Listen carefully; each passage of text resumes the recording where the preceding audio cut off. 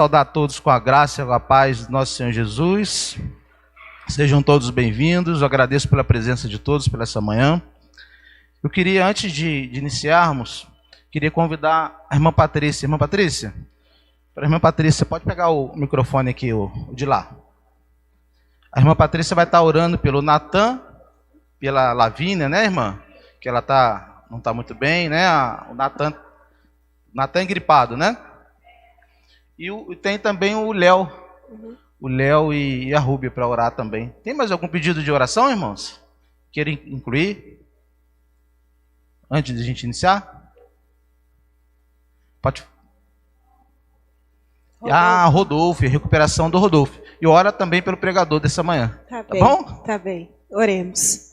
Senhor, meu Deus Pai, louvado seja o teu nome, Senhor, por este dia, Senhor.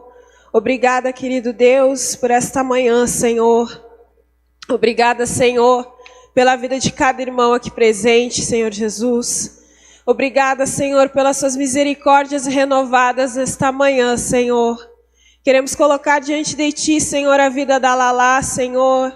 Que o Senhor venha abençoar a Lavínia, Senhor Jesus. Venha ser com ela, Senhor Jesus. Essa menina, Senhor Jesus, que tem tanta fé em Ti, Pai. Nós clamamos, Senhor, que o Senhor tome nas Tuas mãos, Senhor Jesus, e venha sarar, Senhor, a Tua serva, Senhor Jesus, dessa enfermidade, desta gripe. Querido Deus, que o Senhor tome ela nas Tuas mãos e faça encerrar, Senhor, essa febre, querido Deus. Pedimos, Senhor, pelo Natan também, Pai amado, que está gripado, Senhor, pequenino, Senhor, e valente em Ti, Senhor. Toma nas Tuas mãos, Senhor, o Teu servo, Pai. Que o Senhor, meu Deus, venha curá-lo, Senhor. Que o Senhor venha restaurá-lo, Pai. Também te peço pelo irmão Rodolfo, querido Deus. Que o Senhor, meu Deus, esteja restaurando a perna dele, Senhor Jesus. Que o Senhor esteja sarando suas dores, ó Deus. Que o Senhor venha trabalhar nas medicações, Pai amado, Pai querido, Senhor. Fazendo, Senhor, com que, para a glória do Teu nome, Senhor, ele venha se recuperar o mais rápido possível, Senhor, conforme a Tua vontade. Abençoa, Senhor, as fisioterapias. Abençoa, Senhor, seja, Senhor, a cada instante com o Teu servo neste momento de recuperação. Também te peço, Senhor, pelo irmão Leonardo, Senhor, que também está gripado, Senhor. Sustenta o Teu servo, Senhor, restaura o seu corpo, ó Deus. Em nome de Jesus, dê refrigério, Senhor, a ele, ó Deus. Vem clamar pela minha mãe, que está lá no sul doente, também enferma, Senhor. Eu te peço, Senhor, que a gripe também saia do corpo da minha mãe, ó Deus. Que o Senhor venha restaurá-la, Senhor, por completo em nome de Jesus, ó Deus. E que a libertação do Senhor venha acontecer na sua vida. Que ela venha, ela e meu Pai, reconhecer Jesus como o único e suficiente Senhor e Salvador de suas vidas. Oro, Senhor, pelo pregador desta manhã, Senhor. Abençoe a vida do irmão Eduardo, Senhor. Fala conosco, Senhor Jesus, através da Tua palavra. Usa a boca do Teu servo, Senhor Jesus, para que ele seja a Tua boca em nossas vidas, ó Deus. Nos tire do conforto, Senhor, da zona de conforto, Senhor. Ó Deus, que a Tua palavra venha de confronto com os nossos corações nesta manhã, ó Deus. É no nome de Jesus que eu oro. Abençoa a Tua igreja, que é a minha família, em nome de Jesus. Amém. Obrigado, irmã Patrícia. Deus continue lhe usando e te abençoando, pela glória do nosso Deus. Irmãos, abram suas Bíblias no Evangelho de Mateus, capítulo 19, versículo 1 ao 12. Pode voltar um slide, por gentileza. O tema da mensagem é casamento e divórcio. Irmãos, ao longo da vida, quando falamos de família, nós geralmente falamos do relacionamento de marido, relacionamento da esposa, relacionamento dos pais com os filhos. Não é assim que a gente tem feito? Só que a gente precisa também falar desse tema de Jesus, a qual Jesus vai dar um grande ensinamento, e onde Jesus não discute divórcio. Jesus ensina sobre casamento nessa conversa com os fariseus. Mas nós precisamos falar um pouquinho sobre isso. Falar sobre casamento e falar também sobre divórcio. Então, esse é o texto que Deus colocou no meu coração para que eu pudesse estar trazendo e compartilhando com os irmãos nesta manhã. Mateus capítulo 19, versículo 1 ao 12, estará sendo projetado também para você que não está com a sua Bíblia ou smartphone, mas acompanha comigo aqui na sua Bíblia. Eu estou usando ao meio da revista atualizada, mas é a mesma passagem. Assim diz a palavra de Deus, a partir do versículo 1. E aconteceu que, concluindo Jesus estas palavras, deixou a Galiléia e foi para o território da Judéia, além do Jordão. Seguiram-no muitas multidões e curou-as ali. Vieram a ele alguns fariseus e o experimentavam perguntando: é lícito ao marido repudiar sua mulher por qualquer motivo? Então respondeu ele: não tens lido que o Criador desde o princípio os fez homem e mulher? E que disse: por esta causa deixará o homem pai e mãe e se unirá à sua mulher, tornando-se os dois uma só carne. De modo que já não são mais dois, porém uma só carne. Portanto, o que Deus ajuntou, não o separe o homem. Replicaram: por que mandou então Moisés da carta de divórcio repudiar? Respondeu-lhe Jesus: por causa da dureza do vosso coração é que Moisés vos permitiu repudiar a vossa mulher. Entretanto, não foi assim desde o princípio. Eu, porém, vos digo que quem repudiar sua mulher, não sendo por causa de relações sexuais ilícitas, e casar com outra, comete adultério. E o que casar com a repudiada, comete adultério. Disseram-lhe os discípulos: se essa é a condição do homem relativamente à sua mulher, não convém casar. Jesus, porém, lhe respondeu: nem todos são aptos para receber esse conceito, mas apenas aqueles a quem é dado. Porque há eunucos de nascença, há outros a quem os homens fizeram tais, e há outros que a si mesmos se fizerem eunucos por causa do reino dos céus. Quem é apto para receber ou para admitir, que assim o admita. Senhor Deus, nós louvamos o nome do Senhor por essa manhã. Senhor Deus, obrigado, Senhor Deus, por a oportunidade. Pedimos que o Senhor anule, ó Deus, toda a humanidade que há em mim, que o Senhor fale através de mim, com a sua igreja. Transmita, Senhor Deus, aquilo que o Senhor iluminou e que registrou, Senhor Deus, para que possamos tirar lições para os nossos lares, nossas famílias e termos casamentos abençoados. Nós louvamos o nome do Senhor e pedimos: unja, Senhor Deus, meus lábios, para que eu seja apenas o teu instrumento nesta manhã. Nós oramos em nome de Jesus. Amém. Irmãos, o texto é um texto bem conhecido. Todos nós conhecemos esse texto de Evangelho de Mateus, capítulo 19. Mas o texto, ele revela para nós que Jesus tinha acabado de concluir o ensino sobre o perdão. A gente vê lá no capítulo 18 de Mateus, quando ele vai falar, por exemplo, com Pedro. Quando Pedro pergunta: Senhor, até quando eu tenho que perdoar, meu irmão? 7 vezes? Jesus faz aquela hipérbole e fala: não, 7 vezes 70. Então ele está concluindo aqui o ensinamento no capítulo 18, e ele inicia também o capítulo 19. E o texto, a partir do versículo 1, vai dizer que Jesus está saindo da Galiléia, ele sai da Galiléia e vai para o território da Judéia. E diz a Bíblia que as multidões os seguiam. E ele realizava, nessa peregrinação, muitas curas e milagres.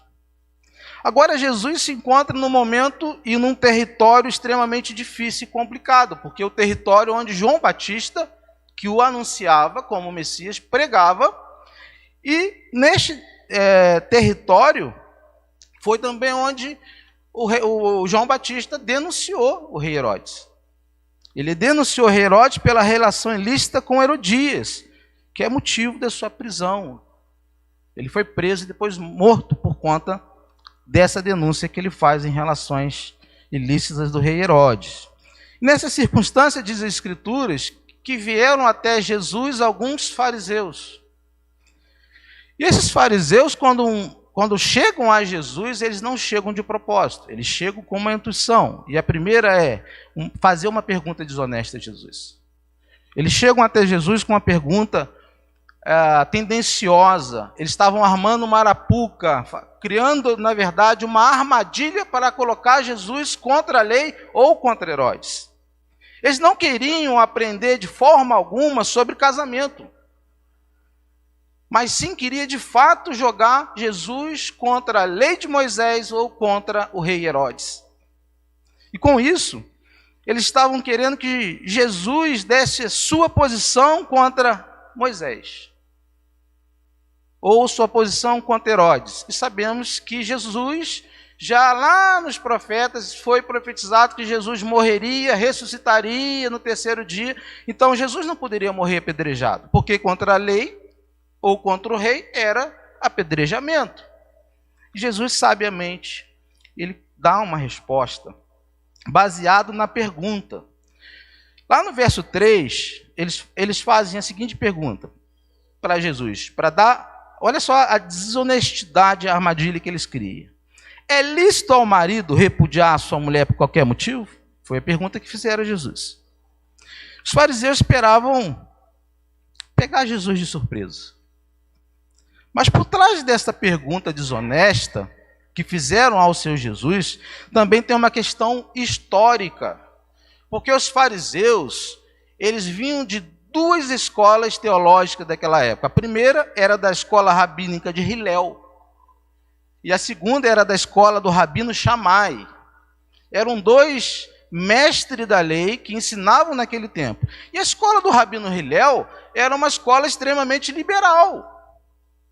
E que provavelmente esses fariseus que chegaram a Jesus eram dessa linhagem desses sacerdócios, né? Ou desses, na verdade, os fariseus, e não da escola rabínica de Shammai, porque Shammai era extremamente cauteloso e conservador, conhecedor das leis, e ele sabia que essa pergunta tinha a ver lá com Gênesis. Já tinha uma resposta lá em Gênesis. Então, o rabino Shammai, ele dizia que a única justificativa para um casamento ser desfeito, ou para a quebra de uma aliança entre um homem e uma mulher perante a Deus, é o que Jesus sustenta: infidelidade conjugal, ou, em outras traduções, de relações sexuais ilícitas, que são praticamente a mesma coisa. Agora, Hilel não. Hilel era o seguinte: a mulher que amava o pão, o cara separava da mulher e arrumava outra mulher. Ele era liberal. Para ele não tinha conceito nenhum. O casamento era algo extremamente que a mulher era apenas um objeto, não tinha nenhum direito da sociedade. E ele defendia essa questão, assim como esses fariseus que vão ter com Jesus. Se nós analisarmos o texto e como se os fariseus tivessem... quando os fariseus estavam chegando até Jesus para fazer essa pergunta, é basicamente o que eles estavam dizendo o seguinte: de que lado você está? Nem é o Senhor. De que lado que você está? Que time que você joga, afinal? Hilel? Shammai? Essa é uma questão cultural da época que a gente não conhece. E aqui no Ocidente, meus irmãos e minhas irmãs, infelizmente, a escola que tem prevalecido é a escola de Hilel. É a escola liberal, extremamente liberal em relação ao casamento e ao divórcio. Na verdade, ao divórcio, né? Não ao casamento. Porque, na verdade, a família era afrontada. Eles não discutem os problemas do matrimônio, eles discutem divórcio. É o que eles querem. Então, nós temos aqui no Ocidente esse problema. Uma sociedade cada dia mais liberal, cada dia mais facilitadora para o divórcio. E por conta disto, o número de divórcio aumenta cada dia mais. Pelo liberalismo que há, por conta das leis que se regem o Estado, o mundo, vamos dizer. E o número do divórcio no Brasil é uma coisa que nos assusta. É de assustar, irmãos. É de assustar, irmãs. Trouxe uma pesquisa, apenas no ano de 2021, houve mais de 81 mil casamentos desfeitos. Mais de 81 mil separações. Detalhe, a metade dele foram de cristãos. Ou seja, de cada 100 casais que se casaram, 50% se divorciaram. Outro detalhe é que 70% das pessoas que se casam novamente, ou recasamento, é uma palavra que não existe na Bíblia, recasamento não existe na Bíblia. 70% das pessoas que casam novamente também se divorciam. Sabe por que eles se divorciam? Porque o problema não era o casamento. O casamento não é o problema. E sim não entender o que é casamento. E o pior, 70% das pessoas que se casam novamente descobrem, depois de 10 anos, que o primeiro casamento era melhor do que o segundo. Então o problema não é o casamento, o problema é resolver os problemas durante o casamento. E a sociedade tem feito o quê? Oposto. Está discutindo o divórcio. Por isso o índice aumenta dia após dia. A sociedade ela deveria discutir, na verdade, sobre casamento e como lidar com as crises e os problemas dentro do relacionamento. Se observarmos, Jesus, ele responde a pergunta dos fariseus no verso 4. Ele fala assim: não tendes lido? Não tendes lido? Ou seja, em outras palavras, Jesus está chamando aqueles fariseus de hipócritas, que eles não conheciam a lei de Moisés, eles não conheciam a Bíblia. E Jesus vai trazer então os fariseus para o princípio da criação, do verso 4 ao verso 6. Ele diz: não tendes lido que o Criador desde o princípio os fez homem e mulher? Por esta causa deixará homem pai e mãe e se unirá à sua mulher, tornando-se os dois uma só carne? De modo que já não são mais dois, porém uma só carne. Portanto, o que Deus ajuntou, não o separe o homem. A resposta que Jesus dá para os fariseus. Nós precisamos tirar duas lições desse versículo. A primeira coisa que Jesus lembra aqui é que casamento não é instituição humana. Casamento é instituição divina. E no dia que a igreja perder isso de vista, o divórcio vai continuar crescendo no nosso meio. Ninguém fala de casamento. Ninguém fala de problema conjugal. Ninguém fala de divórcio quando fala em quatro paredes. Nós não temos pessoas para trabalhar efetivamente todos os anos com casais. Quantos casamentos foram desfeitos porque faltou uma palavra no período da pandemia? Faltou alguém que visitasse, alguém que desse uma palavra, alguém que desse um conselho. Não temos, difícil. Agora, a segunda coisa que Jesus deixa clara aqui é que o casamento é a relação humana mais profunda que existe. Relação humana mais profunda que existe. Por quê? Porque o casamento é tão glorioso que justifica o desligamento do homem de seu pai e sua mãe para se unir com quem? Para se unir a sua mulher. Ele é tão glorioso que ele justifica o desligamento do homem dos seus pais para se unir à sua mulher. Ou seja, a relação que o marido tem com a sua esposa no casamento é mais forte que a relação do filho com o pai ou com a mãe. Sabiam disso? Porque Deus já tinha lá em Gênesis estipulado que o que aconteceria? O homem larga o pai, larga a mãe e vai se juntar ou se unir à sua esposa, se tornando uma só carne. Então os filhos, quando baterem asa, não fique chateado, não fique triste. Porque essa é a vontade de Deus, a se unir, criar a família. Lá no verso 5 ele diz isso, sustentando Gênesis, quando ele fala: por isso ele deixa pai e mãe para se unir à sua mulher, tornando-se os dois uma só carne. E, infelizmente, tem filhos ou tem, por relações afetivas, mães que trocam, invertem aquilo que a Escritura diz, colocando os filhos em primeiro lugar. Vocês sabiam que é errado, irmãos? Biblicamente errado? O seu marido é mais importante, não que seu filho seja menos, mas em grau é até a morte que vai separar vocês. O filho vai casar, vai embora, vai deixar, a filha também vai acontecer.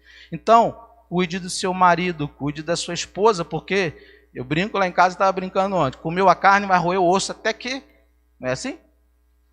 Até que o osso acabe também, você vai ter que roer. Ou seja, ou então você vai ter que orar para o outro morrer. Porque não há, é insolúvel, a gente vai ver isso. Casamento é eterno, não há na palavra de Deus essa questão. Mas os filhos vão embora, e os filhos abandonam seus lares, eles deixam seus pais. E é o que a Bíblia está dizendo, não é o que eu estou dizendo. Jesus não discute divórcio, ele discute casamento. E quais são os pilares do casamento? Existem vários, mas não tenho tempo para falar sobre todos. Então coloquei sobre 4. Primeiro pilar, o casamento é heterossexual, verso 5. Porque, por esta causa, deixará homem, pai e mãe, se unirá à sua mulher. Criou Deus, pois, o homem à sua imagem, a imagem de Deus o criou. Homem e mulher os criou, Gênesis capítulo 1, versículo 27. Olha lá o que Jesus está citando. Aí, fariseu, olha só, vocês conhecem mesmo a Bíblia? Vocês conhecem a lei? Por que vocês estão citando aqui uma coisa que é irrelevante, colocando em xeque a minha palavra? Como se Jesus estivesse dizendo isso. Ou seja, prestem muita atenção, irmãos. Casamento é entre um homem e entre uma mulher. Assim diz as Escrituras. Eu não vou mudar a minha palavra. Eu já falei esse dia. Se eu sair preso da igreja, você já sabe. Não me abandona, que nem Paulo foi abandonado na prisão, não. Pelo menos mandou uma comidinha lá, um lanche. E outra, tem um pastor batista conhecido meu lá de Londrina. Foi preso, pregando. A polícia chegou pregando, porque num culto ele tinha pregado. Ele falou uma palavra que não podia falar, foi preso. Conversando com ele, a última vez que eu conversei com ele, ele falou assim, mais de 200 pessoas dentro da cadeia se renderam a Jesus. Está entendendo? A Bíblia tem que ser pregada exatamente como ela está dizendo, por isso eu digo, assim diz a Escritura, porque não é eu que estou dizendo. A autoridade não está no pregador, a autoridade está nas Escrituras, na palavra de Deus. Ou seja, casamento, ele é heterossexual, é entre um macho e uma fêmea, não é um homem e um outro homem, nem de uma outra mulher com outra mulher, que em Levítico 18, 22 diz que isso é a abominação. É o que a Bíblia diz. Não é o que o pregador está ensinando, é o que a Bíblia, que as Escrituras dizem. Não que eles não sejam amados, mas diz as Escrituras que casamento é entre um homem e uma mulher, entre macho e uma fêmea, homem e homem, mulher e mulher, é a abominação. E vai continuar sendo abominação. Não é como a sociedade pensa ou está permitindo. Por isso há problemas e tantos problemas que nós estamos enfrentando. Mesmo que a lei diga ao contrário, casamento continuará sendo a luz das Escrituras para nós, povo de Deus, heterossexual. Segundo pilar, o casamento é monossomático. Verso 5 ainda. O que significa isso? Monossomático. Monossomático é uma palavra derivada do grego, é grega, que é a junção de duas palavras, que é mono, que significa um ou único, somático, união ou junção. Então, monossomático significa um só corpo, uma só carne. E por ser um corpo apenas, interessante, e por ser um corpo apenas, o sexo antes do casamento é pecado. Por que que é? Verso 9. Por que que o sexo antes do casamento é pecado? Porque ainda não é uma carne só. Continua sendo duas separadas. Porque só no casamento que a matemática de Deus falha. É uma brincadeira. Porque quero dizer, como a matemática é uma exata, 1 mais 1 seria o quê? Quanto que é 1 mais 1, irmãos? Agora, na matemática de Deus aqui, em relação a um corpo só, 1 mais 1 é igual ao quê? 1. Então, não é, a matemática de Deus não é exata, porque unindo-se o marido com a mulher é um corpo só. E quando não há união, há sexo antes do casamento é pecado. Sexo antes do casamento é fornicação, que é o grego porneia. Porneia tem várias derivações, a gente não vai entrar nessa questão de porneia. Agora, para vocês agora, ó, para nós, todos nós casados.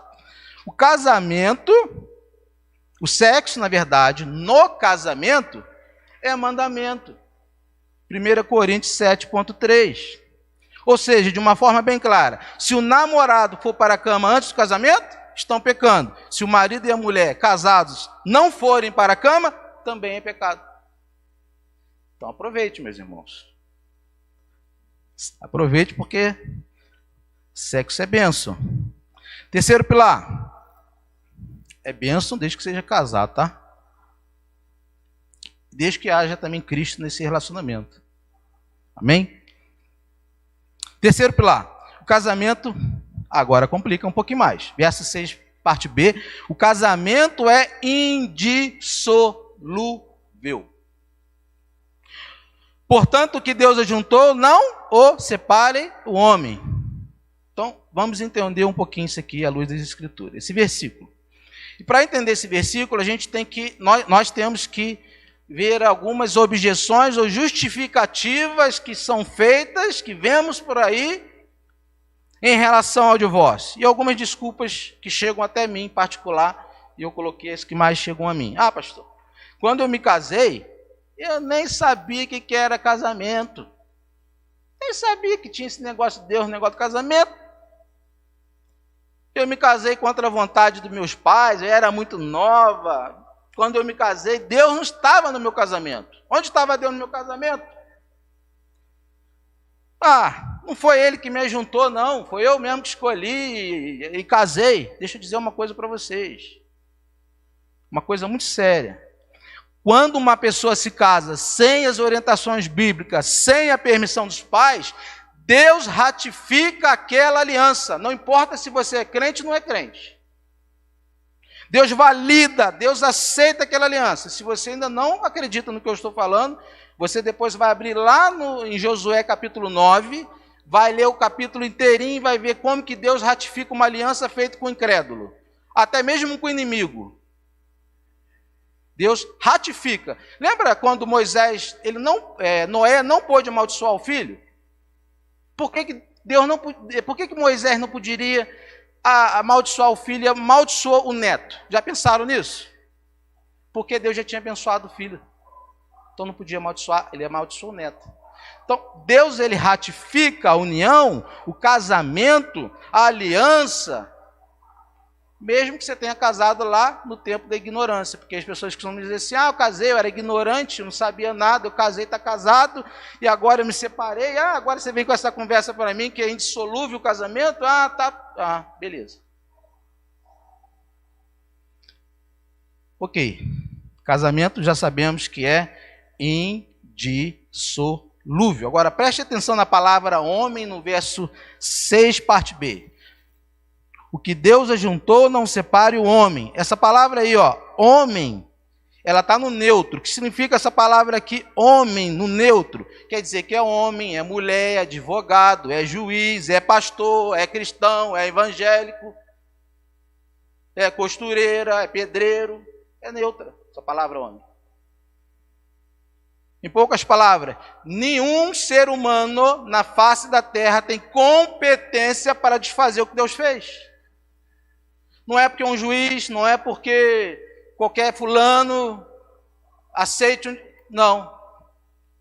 Casamento é instituição divina. Por ser divina, é indissolúvel. Estão casados até a morte. Em último lugar, e quarto pilar, o casamento também não é obrigatório ou compulsório. Verso 10, parte B. Olha o que os discípulos disseram a Jesus. Se essa é a condição do homem relativamente à sua mulher, então não convém casar. Não convém casar. Curioso que eles achavam ou pensavam que, provavelmente da escola de Hillel, liberal, talvez seja esse o motivo, eles achavam que o casamento era realmente light. Que realmente casava, podia se separar, a mulher queimava o pão, queimava lá a comida, o feijão torrava, e aí, ou talvez a beleza da mulher não era mais a mesma, e aí o que eles faziam? Vai lá, bota de escanteio e vou arrumar uma outra. Talvez os discípulos. Por quê? Se a gente analisar, só o apóstolo Pedro foi casado. Os outros não foram casados. Eles achavam que era relativo o casamento, como nós vimos aqui. Mas Jesus, o que ele faz? Ele vai estreitar a porta que já é apertada, ele vai dar mais uma apertadinha, igual eu estou tentando um terno aqui fechar. E está difícil. Jesus vai dando uma apertadinha. E como que os discípulos vão ficando? Espantados com a palavra de Jesus. Olha a resposta de Jesus para eles. Olha a resposta aqui. Jesus, porém, lhe respondeu: nem todos são aptos para receber este conceito, mas apenas aqueles a quem é dado. Note que nós, irmãos, vivemos numa sociedade extremamente permissiva, concessiva, sem regras e totalmente relativista. Ou relativada. Tudo é relativo, até Jesus ficou relativo agora. Esses dias vieram falar para mim assim, vou fazer uma tatuagem bem bonita. Falei, amém, ou seja, ok. Só me perguntou sobre a tatuagem.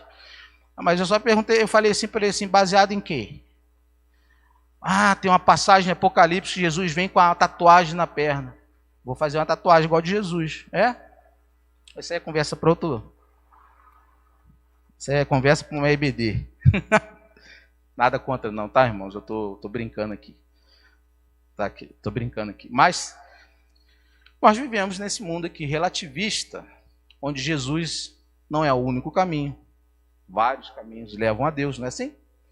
Outros já chegaram a falar para mim que Jesus vai vir numa prancha de surf nos dias de hoje, porque naquela época lá, Jesus veio naquele jeito, como um reizinho, né? Montado no jumentinho, entrando ali. Hoje eu falo que se fosse Jesus entrasse, ele não viria no jumentinho, mas numa Ferrari. A teoria da prosperidade, irmão. Jesus se vier hoje vai vir numa Ferrari, vai vir com a prancha de surf nas ondas, porque a Bíblia fala que ele virá nas nuvens. Vai vir nas nuvens, tatuadão, piercing. É só para vocês entenderem o que eu quero dizer. Em relação ao relativismo. Jesus não é relativo, não é subjetivo. Jesus é o único e é a verdade. Ele é o único caminho. Sem Jesus, nada podemos fazer. Nada podemos fazer. Então, com esse mundo extremamente permissivo, como Hillel, o rabino, onde os preceitos de Deus são jogados por terra, e com isso a vontade humana é quem está prevalecendo, quando a primeira briguinha do casal, quando a primeira briguinha, rixa, qualquer crise que inicia-se num casamento, o que acontece? Se separam. Sabe por que separam? Quem eles estão ouvindo? Shammai ou Hillel? Estão ouvindo o mundo ou estão olhando para as Escrituras? A vontade do homem está prevalecendo. Por isso que esse dia eu postei uma mensagem. Será que nós já não estamos reescrevendo a Bíblia?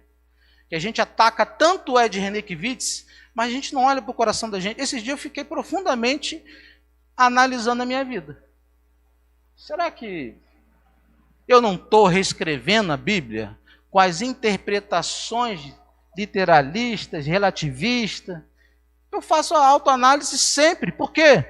Porque se a gente não observar, como eu disse no início da pregação, da mensagem, a gente vai acabar mudando o que a Escritura diz, ao nosso gosto. E a gente chama isso de exegese, é quando eu coloco a minha vontade, a minha reação humana, as minhas... É como se eu colocasse as características humanas em Deus. Mas Deus... Eu vou falar uma coisa para os irmãos. Deus não existe. Epa, quem pulou da cadeira aí? Vou explicar. Sabe por que Deus não existe? Porque Deus é. Para existir tem que ser criado por alguma coisa. Deus não foi criado, Ele é.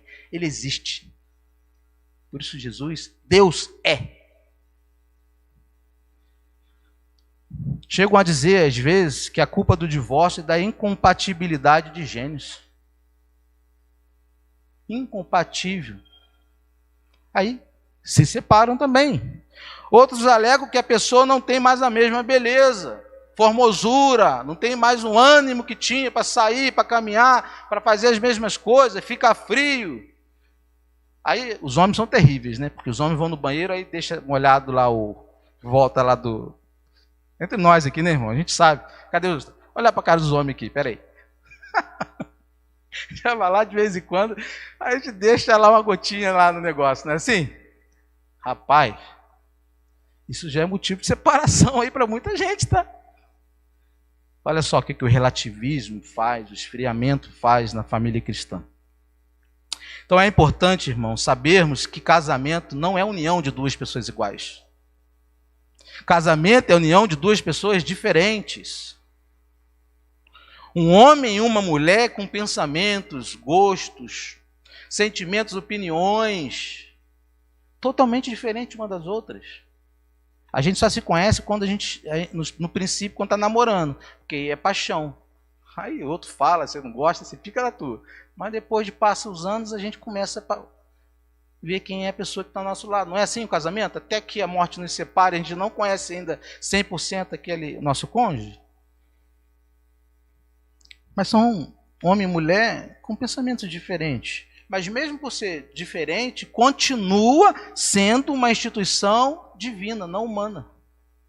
Então não fique pensando em pular fora do barco quando tem uma crise. Vou chutar o balde, não aguento mais minha mulher, não aguento mais meu marido. Quando tem um desentendimento, qual casal que não discute? Olha, se você não discutir, você me ensina como que faz isso para não discutir. Eu quero aprender essa técnica de um marido não brigar com a mulher e que dá a técnica que a mulher tem para não brigar com o marido também. Vocês me ensinam aí, me ensinem aí. O casamento tem discussão, mas o mais importante, o casal saber que por ser uma instituição divina, não pode ser abandonado por qualquer motivo. Opa, então quer dizer que casamento é indissolúvel, mas não pode ser abandonado por qualquer motivo, por qualquer crise, qualquer tempestade, ok? Até aqui vocês estão compreendendo? Estão entendendo? Que eu tenho para mim que tem alguns irmãos que estão com aquele negócio queimando lá dentro, tendo uma pergunta presa aí dentro. A gente vai chegar na sua pergunta. Vejamos o versículo 12. Porque há eunucos de nascença, há outros a quem os homens fizeram tais, e há outros que a si mesmos se fizeram eunucos por causa do reino dos céus. Quem é apto para admitir, admita. O que Jesus está dizendo aqui é que casamento não é compulsório, obrigatório. O que significa isso? Significa que não é pecado ficar solteiro ou solteira. Sabia? Não é pecado. Agora, olha só. Preste atenção. Desde que não viva abrasado. O que é viver abrasado? É aquele camarada que tem os pensamentos obsessivos por sexo, tem desejos. A gente vai falar dos eunucos. Porque viver assim, abrasado, é pecado. 1 Coríntios 7, 8, 9, dá para projetar? 1 Coríntios, isso, olha lá. Olha aqui que o apóstolo Paulo não se casou por conta do ministério, ele aconselha. Questão de não se casar é dom, ok? E aos solteiros e viúvos, olha amor, quando eu morrer você não casa de novo não, ela está na Bíblia. E aos solteiros, estou brincando. E aos solteiros, mas pelo menos um melhor do que eu. Ó, e aos solteiros e viúvos, digo-lhes que seria bom se permanecessem no estado em que também vivo. Paulo falando. Eu estou chegando mal ali, aqui eu não tenho texto. Mas vamos lá, vou forçar um pouquinho aqui. Caso, porém, não se dominem, que se casem, porque é melhor casar do que se viver abrasado. Ou casa, ou fica solteiro. Mas vamos trocar a palavra solteiro, porque às vezes solteiro vai, né? Vou botar aqui, o caso vira eunuco. Por quê? Está no texto, olha, veja o que está dizendo aqui, ó. Existem 3 tipos de eunucos, no verso 12. Verso 12, 3 tipos de eunucos a qual Jesus vai dizer ali. Os eunucos de nascença, que se fez eunuco pelos homens, e o que escolheram ser eunucos por amor a Deus. Ou seja, os eunucos de nascença são aqueles que nasceram incapacitados, com problemas físicos ou algum problema mental, não pode contrair casamento.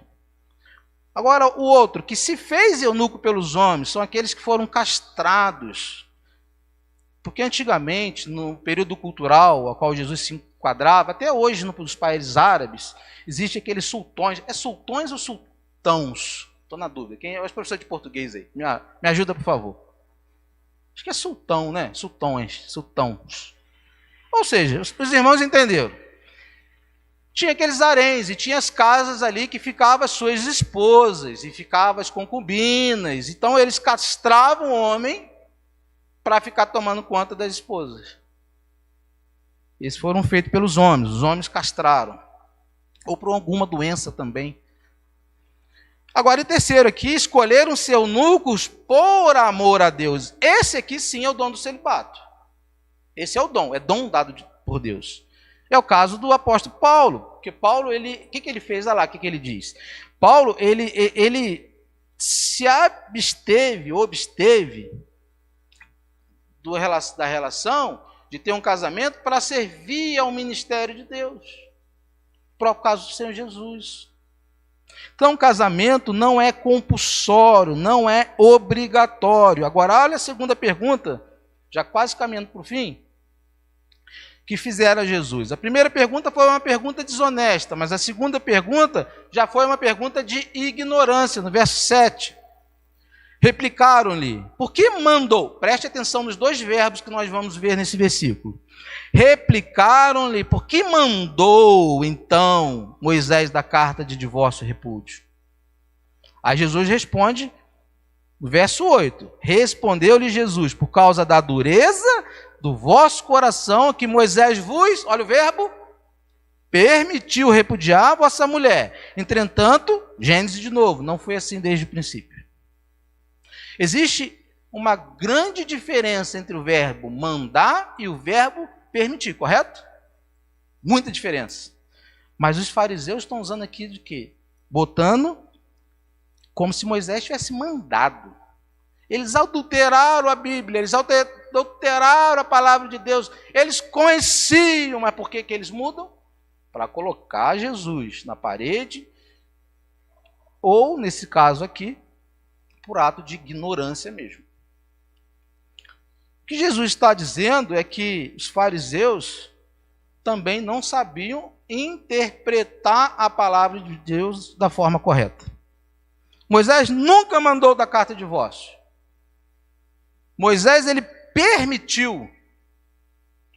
Em outras palavras, o casamento é uma instituição divina. O divórcio, não. O divórcio é permissão divina, não mandamento divino. Agora mexendo no coração de quem está com dúvida. Agora, permissão divina em qual situação? Por causa da dureza do coração. Então, a dureza do coração é a condição para a permissão. Agora, o que é dureza do coração? Está lá em Mateus 18, 21, 22. É a incapacidade de perdoar. Olha como que o perdão é tão sério. Afeta tudo na vida de um ser humano. Por que existe divórcio, meus irmãos? Porque no erro de um dos cônjuges não existe perdão. O cônjuge que foi machucado não perdoa. E esta incapacidade de perdoar na Bíblia é chamada de dureza de coração. Com isso, filho do divórcio é a dureza do coração. Mesmo quando um pecado abre caminho para dar legitimidade no divórcio, não é a vontade de Deus. Pois o perdão sempre é o melhor caminho. Eu não consigo entender cristão que não perdoa. Para mim, cristão que não perdoa, não nasceu de novo. Me desculpa, meu irmão. Você não tem que sentir algo magnífico para perdoar. Você pode até estar ferido. Perdão é decisão, é ação. E é quando você não sente mais dor. Mas o cristão tem que perdoar, porque se você não perdoa, você não pode ser perdoado. Já falamos disso aqui em outro texto. Perdão é coisa séria. Causa dores emocionais, problemas emocionais, doenças físicas e tantos transtornos e outros. E por conta da dureza do coração também há divórcio. Há separação. Claro, irmãos, que existem casos que precisam ser tratados de forma diferente, com conversa, com entendimento. Temos pessoas que se casam com pessoas que maltratam a esposa, que batem na esposa, vice-versa. Acontece, tem esposa aí também que está socando os maridos. Tem situações que precisam ser tratadas com um pastor, no gabinete, conversando. Mas tem que ser lhe concedido o conselho, respaldado aqui, ó, na palavra de Deus. Deixar muito bem claro, na palavra de Deus. Por isso precisamos de pastores efetivos, de casais, todos os anos, não só 2, 3 meses no ano.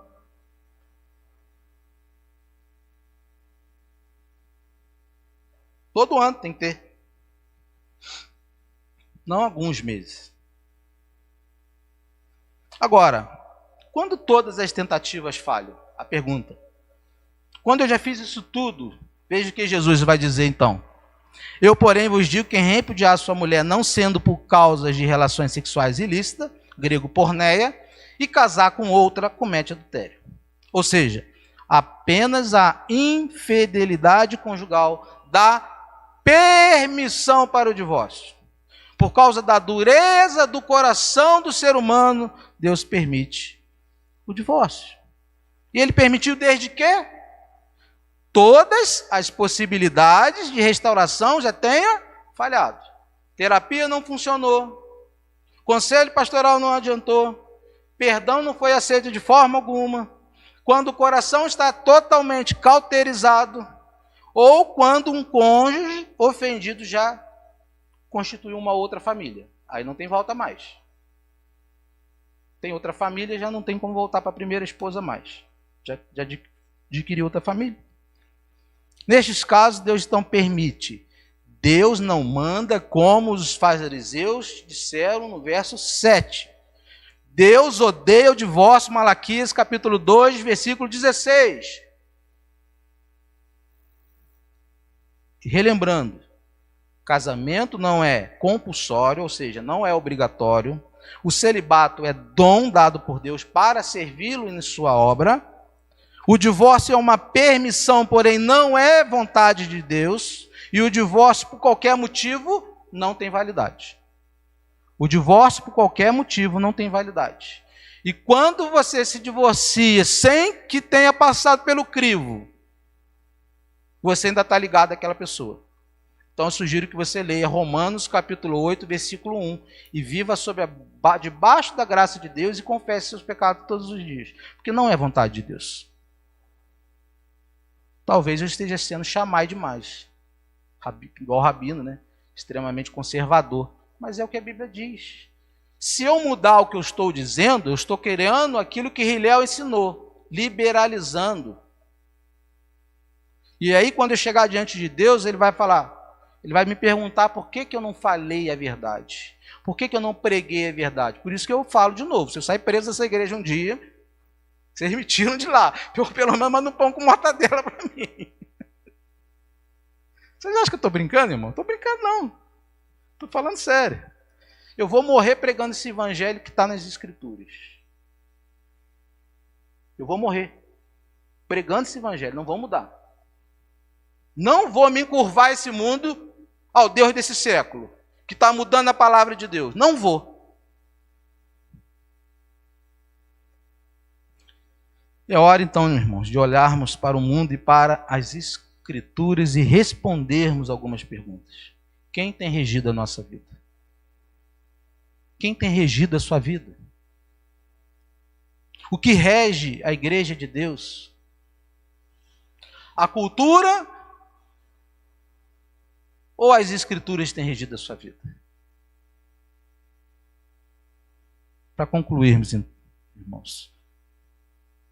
Irmão Paulo está aí? Irmão Paulo chegou, não? Não, né? Tá ok. Concluirmos. Dura essa palavra, irmãos? Dura, né? Mexe, não mexe? Mas tem que ser pregado? Ou tem que ser omitido? Uma vez eu fui pregar, minha esposa falou assim, eu vou ficar lá na porta, se você precisar correr, eu já abro a porta e você corre. E foi verdade isso, não foi verdade? Fiquei a semana inteira convidado para pregar no aniversário de 60 anos de um irmão. E aí me convidaram para ir pregar nesse aniversário e eu, tá bom, vou lá, vou dar uma palavra para o irmão, abençoada. Alguns já conhecem esse testemunho. Uma palavra abençoada, vou lá levantar um pouquinho o ego do irmão, vou agradecer, claro, com certeza. Vou agradecer pela idade do irmão, pela graça de Deus sobre a vida dele. E estou eu procurando e pedindo a Deus, Senhor, o que eu vou falar? Fui convidado com uma semana de antecedência. Quando deu sexta-feira, falei, eu não tenho mensagem, eu não sei o que eu vou falar, não sei o que eu vou falar, já sei. Vou num amigo meu, pastor, vou passar para ele mensagem, vou ver que eu vou pedir para ele pregar para mim. Chamei para comer um hambúrguer, fomos lá comer um hambúrguer, falei, quer pregar para mim? Ele é mais amigo seu há mais tempo, já tem sua idade praticamente, são muito amigos. Ele olhou para minha cara e falou assim, se Deus mandou você pregar, é você que vai pregar, não vou pregar para você não. Você se vira com Deus. E eu fui para casa. Se eu não falha a minha memória, quando deu sexta-feira, nada de vir mensagem. No sábado de manhã eu decidi, bati o pé, não vou. Vou ligar para lá, vou falar que eu não posso ir. Não tinha mensagem. Eu não fico bisbilhotando na vida de ninguém para criar uma mensagem para pregar. Eu busco a Deus, Deus me dá a mensagem, eu prego o que Ele manda eu pregar. Nem sempre faz sentido para mim, nem para mim fez, tanto é que o que Ele mandou pregar não fazia. Sabe o que? Comecei a buscar a Deus pedindo a mensagem. Senhor, me usa. Dá uma mensagem, nada de vir mensagem, eu não sabia o que pregar, não sabia o que eu ia falar. Deus pega, eu falei com ele, não vou pregar. Quando eu deitei para dormir, a madrugada inteira, febre de 40 graus, do nada, eu acordei no sábado, arrebentado, com o corpo ruim. Né, irmão? Aí eu lembrei, aí é como se Deus estava falando no meu coração assim, você não vai pregar não? Vai fazer o que eu estou mandando você pregar não? Eu falei assim, agora eu vou pregar, se eu já entendi, eu prego.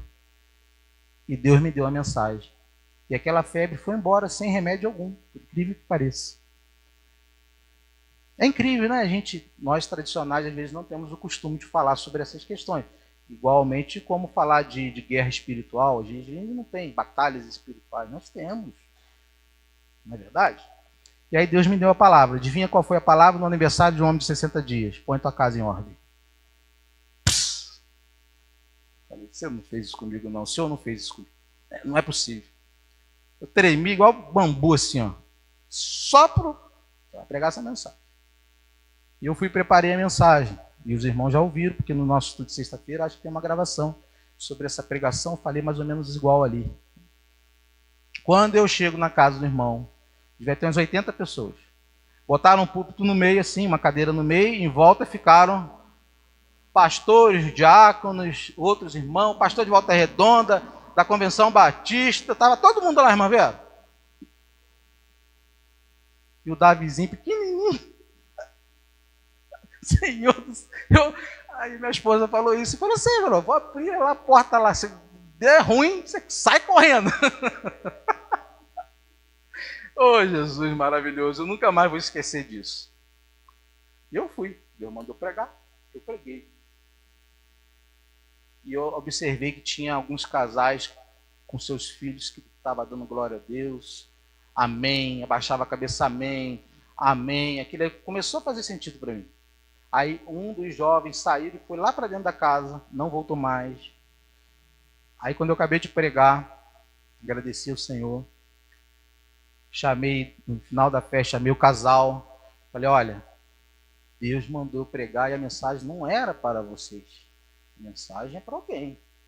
Quando a gente prega, a gente não prega para uma pessoa. A gente prega para todos. Igual um grande pequeno pregador, Deus mandou pregar para uma árvore. Ele falou, estou ficando maluco, vou pregar para uma árvore. Deus falou, vai pregar naquela árvore. Ele pega o livro, acho que foi, se eu não me engano, foi Spurgeon mesmo. Ele foi pregar, abriu o texto, João 3,16, pregou para a árvore. Aí levanta um bandido atrás da árvore. Falei, essa mensagem eu quero esse Jesus Cristo aí. Eu aceito, mas eu vou voltar para a cadeia, vou cumprir minha pena, depois eu vou vir, porque eu quero servir esse Deus tão maravilhoso que você pregou. Era um bandido que estava atrás da cerca, atrás da árvore. Fez sentido para o irmão que pregou? Não fez, para mim também não fez. Essa família depois veio nos procurar. Estavam passando por tudo aquilo que foi falado naquela pregação. Então é dura a mensagem às vezes. Mas a gente tem que falar o que a Bíblia manda, porque é ela. Não é o pregador, não é o pastor, é o Espírito Santo que faz o que ele quiser, onde ele quer que ele quer. Se ele mandou falar, irmão, você fala. Só isso. Concluímos aqui. Se olharmos, irmãos, para as Escrituras, nós teremos menos divórcio. Se tivermos famílias fortes, teremos igreja forte. E se nós tivermos famílias fortes, uma igreja forte, nós teremos uma nação forte. Para a honra e glória do nome do Senhor Jesus. Amém?